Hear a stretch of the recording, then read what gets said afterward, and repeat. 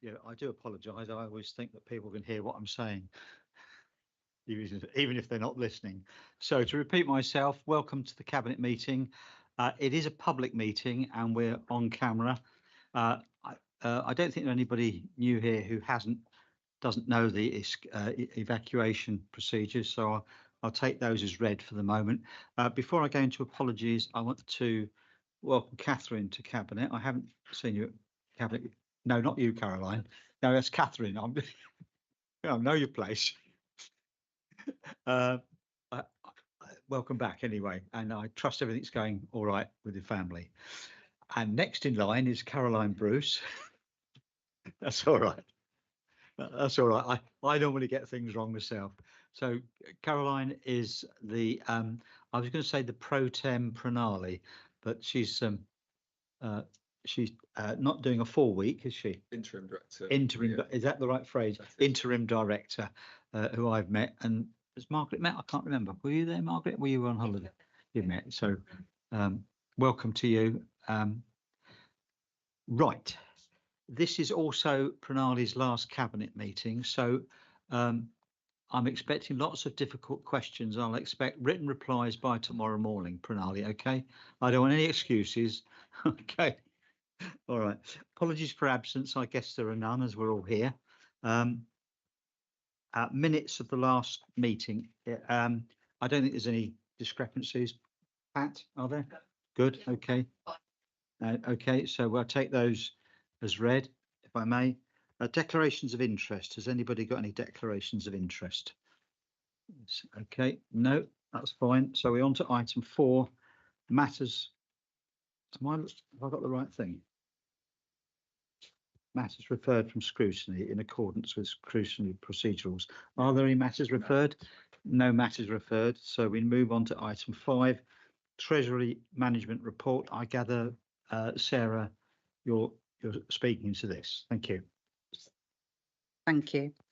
I'm pleased to propose this annual report covering the Treasury management activities for 23-24 financial year. In particular, I'd like to thank the team for their work on maximising our investments over the last year. They remain top of the group, and it really is testament to the group, and it's assisted our financial position in the last year significantly. So no new borrowing has been undertaken in year, and borrowing remains within our statutory limit. The investment return for the year is just over 5% at 5.07%. And if that's compared to the 22-23 year, which was only 2.19%, you'll see why that has significantly assisted our financial position for the last year. That has offset some of the increased costs that have been caused by inflation. That has mitigated the financial pressures being faced by both the General Fund and the HRA. The Council continues to perform exceptionally well against its benchmarking group, as I've said previously, and I've had the pleasure of being able to say that at every meeting over the last year. The Council holds 2 million in a property fund. Now, this has been raised previously, and I'll explain why. That fund has seen really good returns which benefit the Council's revenue account. However, the Council continues to carry a notional loss in the valuation of that fund, and the current value of that loss would be 225,000, which has increased further over the previous year. However, the dividend yield has also been increasing, so we've had a benefit from it, but there is a notional loss if we ever had to cash that. At present time, the loss doesn't impact the income and expenditure account, but that could change in future. And to prepare for that, the finance team have set up a fund to recognise that risk, which is based on budgeting contributions in 24-25. And that fund currently stands at 190,000. So that's just to prepare for if we ever did have to realise that loss. Thank you.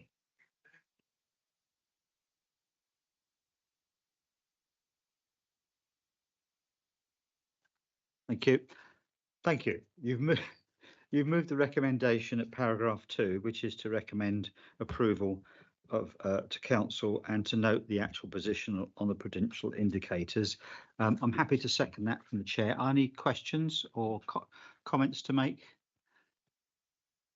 Okay, well, can we move to vote then? Those in favour of the recommendations, please show. Those against, none. That's carried then. Okay, thank you. Let's move on to item 6, which is the HRA revenue capital outturn at page 39. Is that you again, Sarah?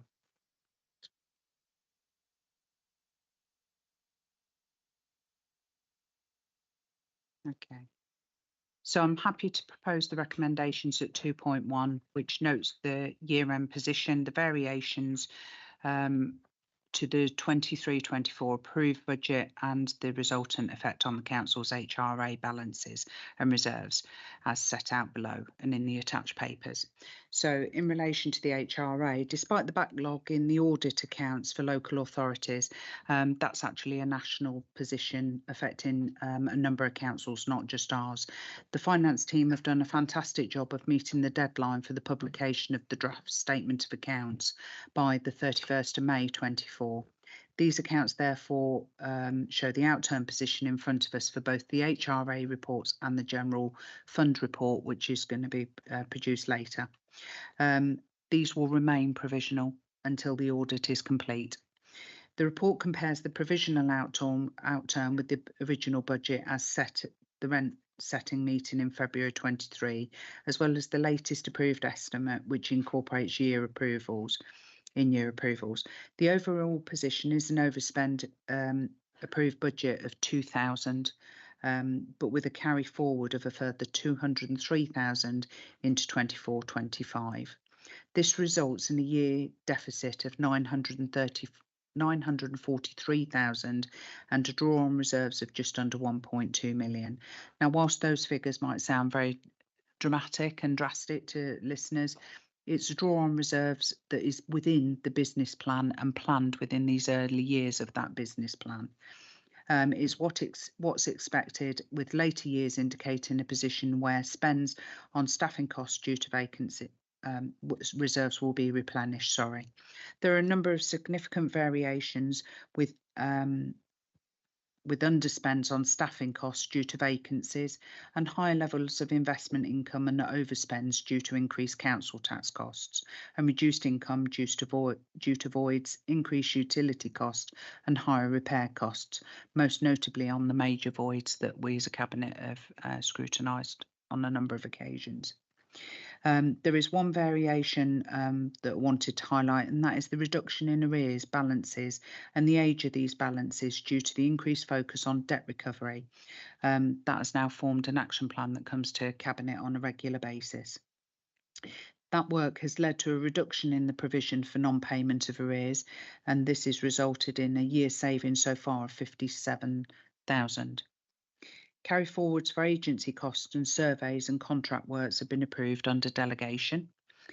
Spend against the capital programme has performed well, with the largest variation being in respect of the affordable housing purchase, which has been delayed, and we addressed that recently, delayed due to issues with the developer. So I'm happy to propose this paper.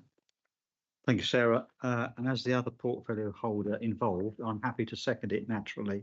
It's worthwhile just noting additionally the good work that's been done on arrears generally. That there's been some significant work done on that and some extra resources put into it. It might be worth just refreshing our minds on the length of the plan. I can't remember what, because you mentioned that we're front loading some drawdown in reserves now, but the length of the plan, and also comment about when the audit is expected to be done, because it's subject to audit. Would you like to cover that? Yeah, thank you, Leader. So the HRA business plan is a 30-year plan.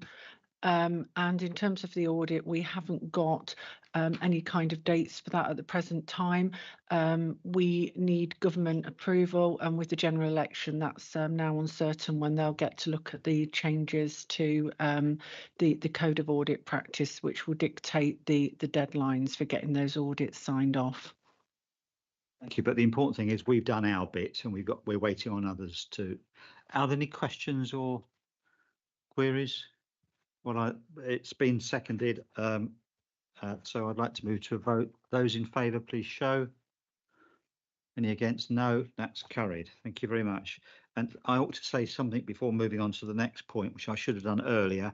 I want to put on record, Adam, our thanks to all the officers who've been working tirelessly behind the scenes to produce a formidable set of reports, which were of great value to us. And from the briefing and onwards, we're very grateful. It's a good piece of work, Chief Exec. So moving on to item 7, the General Fund capital outturn. Is that you again, Sarah? Good Lord, you're learning your keep tonight. So we get this twice a year where it's the Sarah show, isn't it? So Sarah and Dawn, I should say. So in relation to report number 7, General Fund and Capital Outturn report for 23-24, I'd like to propose the recommendations that are shown at 2.1, 2.2, 2.3 and 2.4. That's right, and yeah.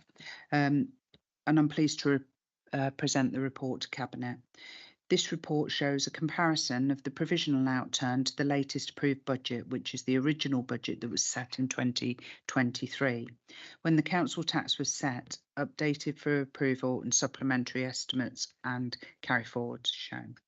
We have ended the year with an underspend on general expenses of 634,000, which, after allowing for movement on the reserves and carry forward amounts approved by me as portfolio holder under delegation, leads to an increased balance on the corporate priority reserves of 381,000. There are a number of significant variations, both under and overspends, as shown within this report. I would like to particularly single out one variation which relates to debt management, which has been a key focus following the previous scrutiny review. This focus has led inevitably to the write-off of old unrecoverable debts, but has also led to a net reduction in bad debt provision required due to the lower level of arrears, which has led to a direct saving in year. Led to a direct saving in year. Wait a minute, I've lost my point. Yeah, year of 25,000. However, the primary reason for this overall underspend is due to the receipt of non-recurring grant income and increased investment income, and that's something I will continue to raise with Cabinet, because whilst those figures sound very positive, we must recognise that it's the increased investment income due to the current situation with interest rates that has given the council that breathing space. So my advice would be to still remain financially prudent in our activities. This windfall from an increased income is a gain in the short to medium term, whereas our spending pressures are longer term, and we know that. Whilst this boost to our reserves is very welcome and does provide some flexibility to meet our service priorities, as we begin to prepare for the future, we must bear in mind that our reserves are low in comparison to similar authorities and have been highlighted as such in national comparators. And I think that justifies our decision making at the budget setting meeting in February. We also know that there is no certainty regarding government funding long term, and even with the new government, that's going to take some period of time, so we have to work with what we've got at the moment. Our medium-term financial strategy is indicating that sizable future deficits will need to be met and dealt with. I will therefore continue to advise Cabinet to restraint in our spending plans. For special expenses, Melton Mowbray, there is a net underspend of 50,000, which, when carry forwards are taken into account, results in an increased position on the reserve of 16,000. This is primarily due to less expenditure on play area maintenance, offset by reduced income at the cemetery. Special expenses is clearly going to continue to be a challenge moving forward, with the pressures on the cemetery and the cost of future provision, and this needs to be considered by members as we work on the future budgets for that fund. I would also like to thank the budget holders and finance staff who have worked so hard in managing the budgets during the year, which has resulted in such a positive outcome for the general fund. Thank you. Thank you, Sarah. Well, I'll second those again from the chair. All 4 points. I'd like to draw out 2 other things of note from my point of view. That is really the point that you made, Sarah, that our decision about not drawing money down from reserves was a very sound decision, taking into account the global situation. I seem to remember that on the outturn, we've managed to underspend on councillors' allowances. That is correct, isn't it? So, yeah, by all means. Yep, that's shown within the report, and that's due to us having one portfolio holder less, the cabinet assistant role under, and the fact that our Harmony administration, we have representatives that sit on various committees but only get one allowance. So that actually, I think it equates to just over 20,000 in savings. I think I'd have to find the exact figure, but that has contributed to that underspend. It's not just the officers that are working hard. We do our bit as well. Okay. Now there was the other point is that that's reflected in the recommendations, and that is relating to the, I don't know whether we still call it levelling up fund, but it's the theatre, the £2 million for the theatre. Since the college has dropped out of that programme for its own reasons, we are provisioning the £2 million for use elsewhere for a similar project within Melton, but we await the new government's ministerial decision on that. That was held up because of the election, although we had a good indications before that we may be okay. So any questions? Yes, please, Margaret. Not a question, just a statement. I think we were all sort of disappointed with the theatre not progressing and being able to use that 2 million, but we could not let that leave Melton Borough. So that's why we actually decided on this course of action. I think the report at 4.4.4 clearly sets out what our aspirations are to work towards using that 2 million. And I think it's very important, as I said, that it's retained here. And the leader also mentioned about our own efforts to reduce the spend on members' allowances, etc. And I think we've done really well to have saved £20,000, around about that figure per year, bearing in mind. So over the 4 years, that's going to be £80,000, which I think is a huge amount to be saved. So thank you anyway. We were just commenting that we've had good support from our colleagues at Rutland in the proposals regarding the use of that money being retained in Melton, and that's a tribute to working across 2 boroughs and a variety of political colours. So I'm very pleased with that. Any more?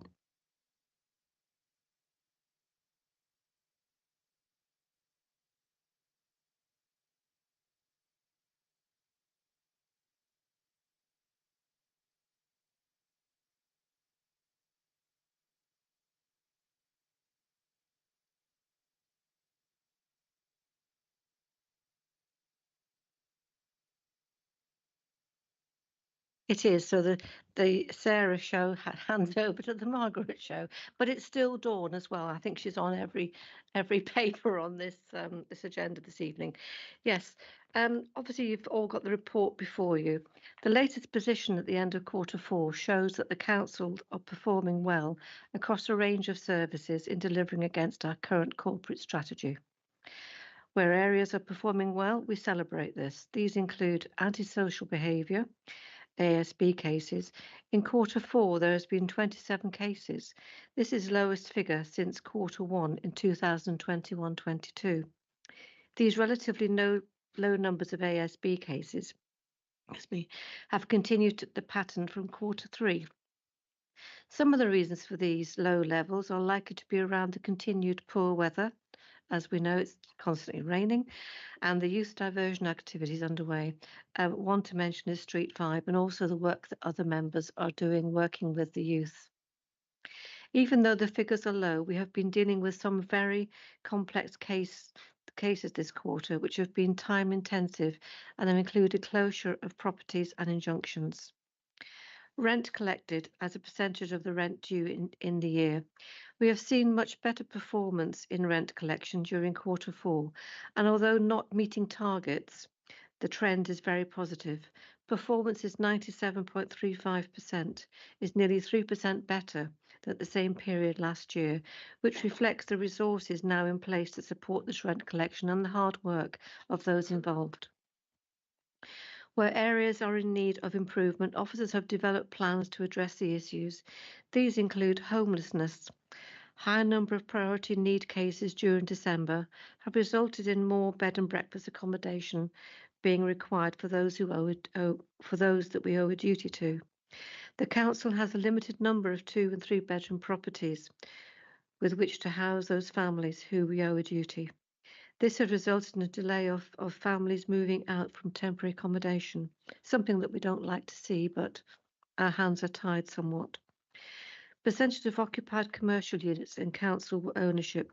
Occupancy in our commercial units has dipped to 90% this quarter from a full occupancy last quarter. 2 units are currently vacant, which the team are actively marketing to interested parties. I hope they manage to fill them quite soon. I would like to thank the team for the great work so far during 2023 and 24, and are continuing to do to provide high quality services for the people of Melton Borough. I'm pleased to propose that we note the content of the report. Thank you. Thank you, Margaret. I'm very pleased to second that. And I think we should note also our thanks to the staff who have made this performance possible. I think we're all aware how often our staff go that extra mile, even when they're a bit fed up with us chasing them. but they do. I also want to mention 2 of my colleagues, my immediate colleagues, Sharon and Sarah, for all the work they do with antisocial behaviour and really touching base with the people of this borough in their time of need. And it's a great privilege to work with you both. Thank you very much.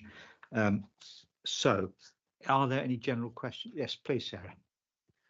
Thank you for that, Leader. Just to add that obviously myself and Sharon have taken the lead on the Community Safety Partnership in recent months, and I want to thank the Community Safety team for their work to help achieve these targets that are in that report, because the performance with such a small team is significant.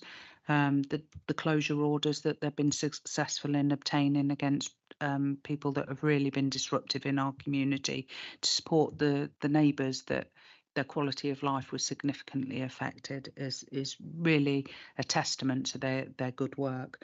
But it isn't just that. We've successfully argued now for a reactive fund from the Police and Crime Commissioner that will give us more flexibility going forward now to tackle issues as they emerge, because whilst having a strategy is great, crime can evolve and change very quickly.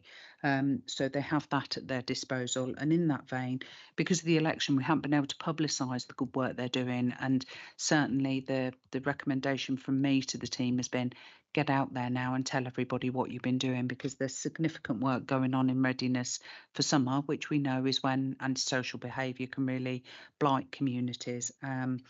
And they're taking anti-vandal measures to prevent some of the roof climbing that sometimes happens in summer. There's a very large graffiti project that's coming to a conclusion that will be in the park next week, where they've revamped the skate park with work done by young people themselves. And then there's the CCTV camera initiative that's been going on in town. And that work really is down to the team and Sharon that have led on that, and getting so many cameras put out in our community in the town to give reassurance to all our residents. So it's fantastic work by a small team. So thank you. A question on that. Have we got an item at full council on this? We have, haven't we?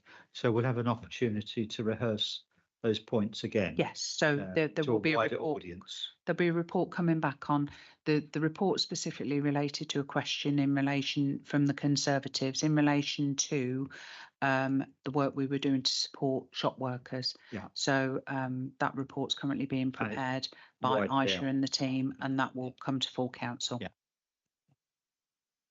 For that, of course, we mustn't be complacent. There are still many other areas that we've got to improve on, and we will continue this programme of improvement, which started only a few months ago, and I know we'll get the support of the officers in that task. So any other comments or points? No. Okay. In that case, it's the noting of this is paragraph 2. All those in favour? None against, so that's carried. And now to the productivity plan. Is that you again, Margaret? Thank you. I think it's me again. I say it was the Sarah and Margaret show this evening. Yes, item 9. All councils are required to submit to government and publish productivity plans by the 19th of July, and this council submission is attached at Appendix 1. The planned submission may be a new government requirement, but the council has always by necessity had a focus on productivity and efficiency in order to ensure it continues to balance its finances. This document actually formalises good practice that we are already doing, so I'm really pleased to see that.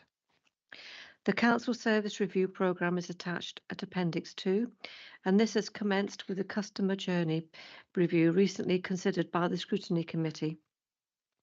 Our financial sustainability plan will be developed further as part of the development of the budget in order to address the budget gaps highlighted in our medium-term financial strategy.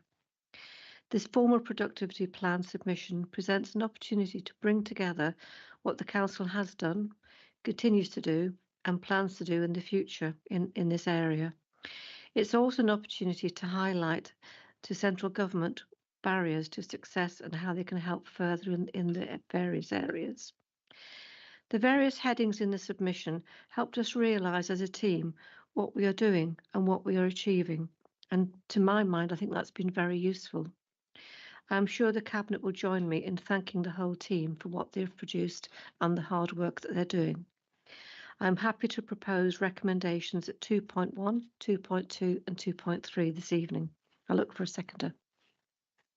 Thank you, Margaret. Well, I'm happy to second it from the chair. Thank you very much. Any questions or comments, thoughts? Okay, well, in that case, we'll move to the vote. Those in favour, please show. Any against? None. That's carried. Thank you very much. And now everything has to have 10, doesn't it? 10 commandments, 10 apostles or whatever. So it's the write-off and irrecoverable debts. Is that you again, Sarah? Yeah.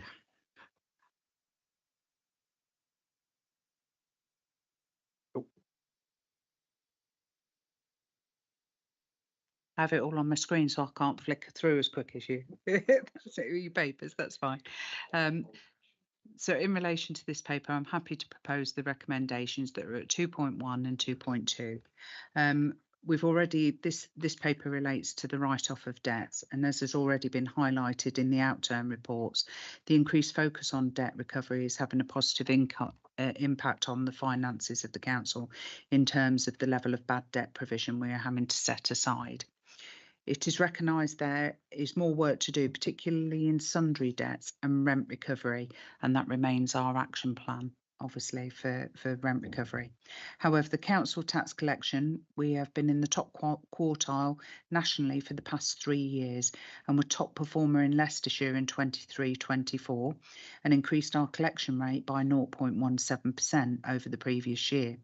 Performance on business rates also compares well to other Leicestershire authorities, and I think that's significant performance in relation to the fact that we're in the cost of living crisis, and many people will be facing real domestic challenges in terms of balancing their own budgets, and yet our team has managed to maintain that.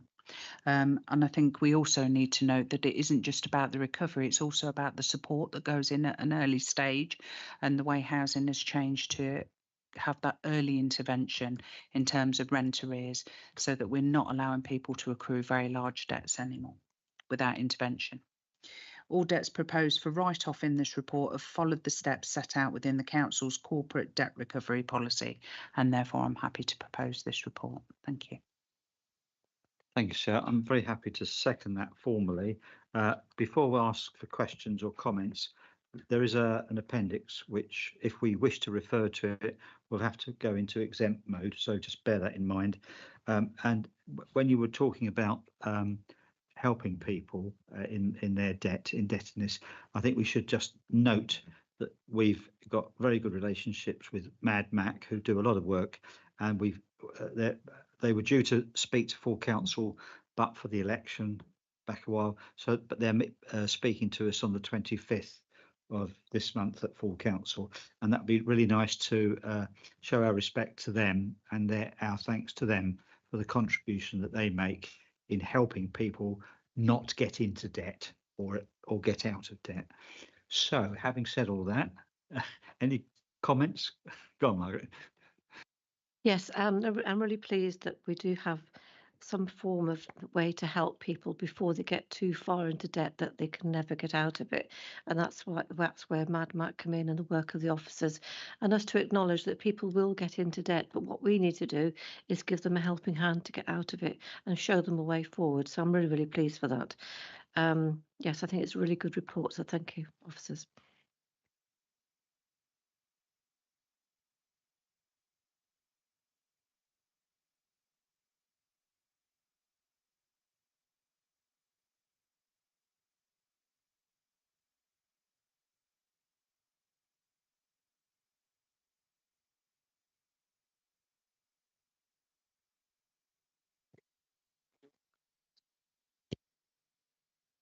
Thanks. Yeah, just to say, I think it's such a shame people getting into debt, but it's good to see that the help that we give, and without that help, I've no doubt it will be a lot worse.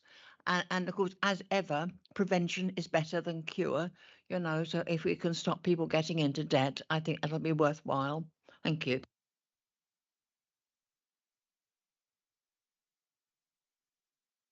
I agree with what everybody else has said. They beat me to it.